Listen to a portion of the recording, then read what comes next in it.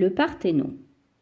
Situé sur la partie la plus élevée de l'acropole d'Athènes, le Parthénon, ou Temple de la Vierge, est un édifice consacré à la déesse Athéna, protectrice de la cité athénienne. C'est un monument grec classique et il a fallu 11 années pour achever sa construction qui commença en 447 avant Jésus-Christ. Phidias, le plus grand sculpteur grec, en conçut les plans et la décoration. Des centaines d'artisans artistes se relayèrent pendant ces 11 années de construction pour lui donner le plus d'éclat et de splendeur possible. Malheureusement, le Parthénon n'échappa pas aux multiples envahisseurs et pilleurs d'Athènes.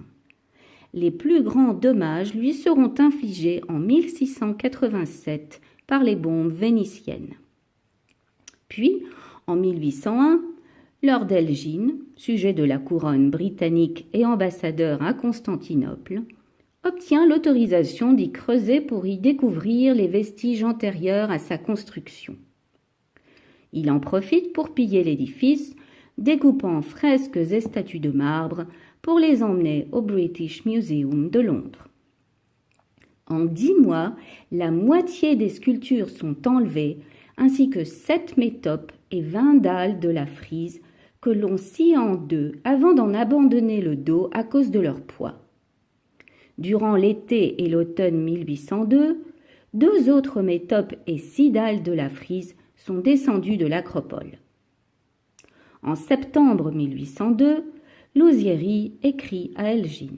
« J'ai le plaisir, my lord, de vous annoncer que nous possédons maintenant la 8e métope, celle avec le centaure portant la femme. Elle nous a causé beaucoup de problèmes et j'ai été obligé d'être un peu barbare.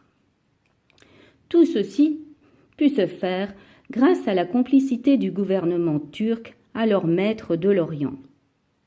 Il faudra attendre 1803 et l'arrivée d'un nouvel ambassadeur britannique à Constantinople pour que ce pillage institutionnalisé cesse.